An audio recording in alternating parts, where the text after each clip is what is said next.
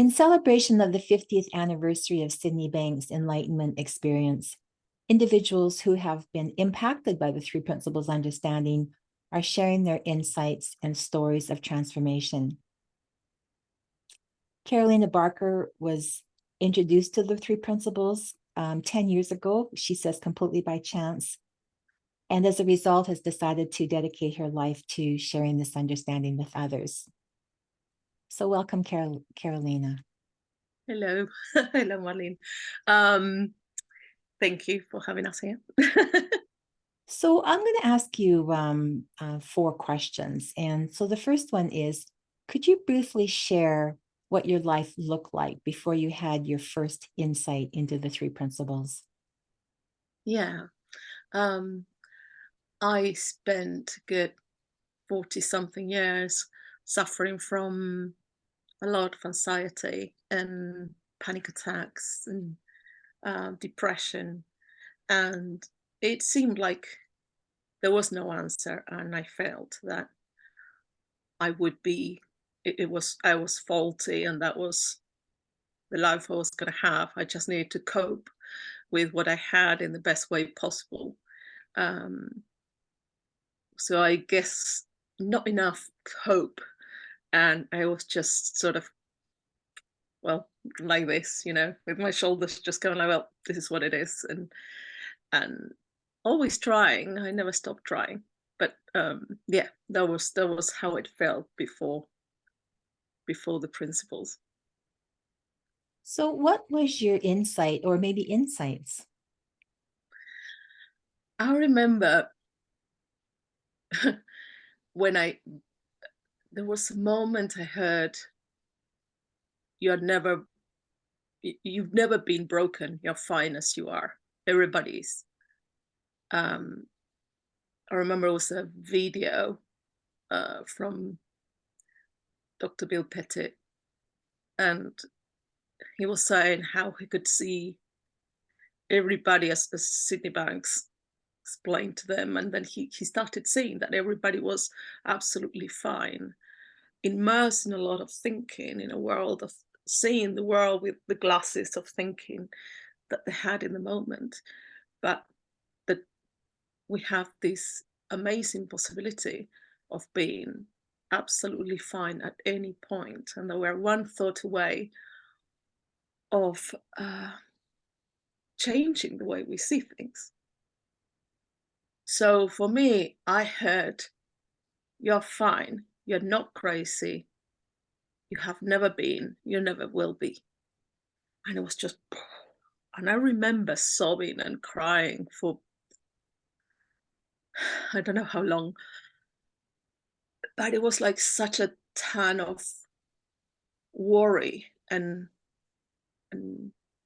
helpless thinking had shifted, and now suddenly I had hope, and I could also see other people like me like that. I knew it was true. I knew it wasn't just a lovely thing to say. I knew who was telling the truth, and that's what we all are. Yeah. That's beautiful. Yeah. So how has your life changed and your practice changed since gaining a new understanding based on the three principles? Oh my gosh. I had another 9 lives, I think, since, and probably more. Um, the thing is, the more you see, the more you see. So, and every time you keep changing, and there's more layers to this onion that we are. Um, so everything changed, from my personal relationships to the way I was teaching, and how I started sharing. Um, Everything changed, from getting up in the morning to saying hello to somebody at the shop, or you start connecting from a different place with the world. You have this beautiful open connection, and still when you are trapped in a lot of thinking or worry, you start catching yourself doing that. You start realizing what this is about, right? What is it made of? that changes everything. So um, I'm less worried about my experience. Um, so I am free to feel more because I don't have to protect myself from certain feelings. I don't have to live in a in a band of feeling, because when you protect yourself, you're only living in this amount of gray sort of thing because you don't want it to be too dark in a way. And then, but also the very light and very amazing things are also in not available because you're stopping yourself from that. So when you realize that you don't need to be afraid of your experience at any moment, everything passes. You just can go freely up and down and wherever you want. Use all the colors of the the pencils that you can ever thought, and then more. Hmm, lovely. So, how do you see this understanding changing the field of mental health and our understanding of the human spirit? Oh my gosh. Well, as you and me know, Marlene, like starting from seeing people whole, knowing that you don't have to go help people fix themselves, or um, that they're just sitting in a few misunderstandings, and that's it. That's it. Citibank said we'll go around the world just tapping people on the shoulder and waking them up um, to their true potential, that soul, and who they really are. Um, that's our job, and it's an amazing, amazing gift to be able to do that. Um, so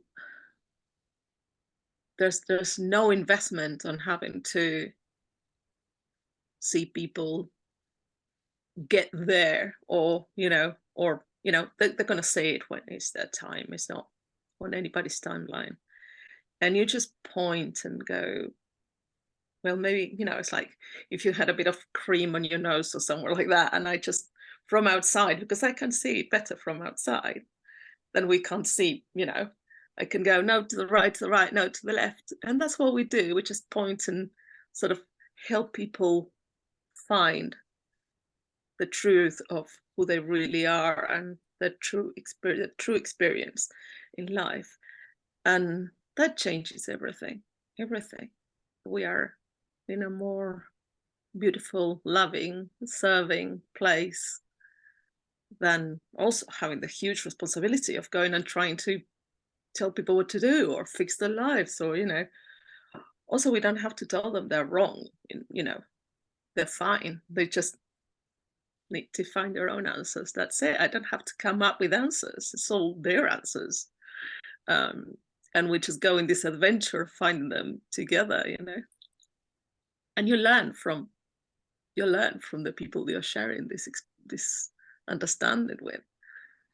Whatever you need to see, you just open the door of your practice or your friends or your family. They will come in, for you to see what you need to see. It's a very kind system, I will say. It's a very loving system. What Blessed Sydney Banks woke up to, and he decided his whole life to be then sharing this, because he could have just gone and lived happily ever after without saying a word, which maybe happened to many other people, but he just couldn't. You have to. So here we are, 50 years later, and he's changed. The idea that you're broken and crazy, and there's you live in this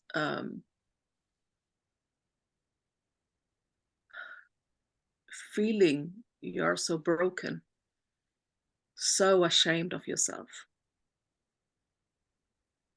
and to start saying that you're just innocently like everybody else, with total reason of what you understand and know,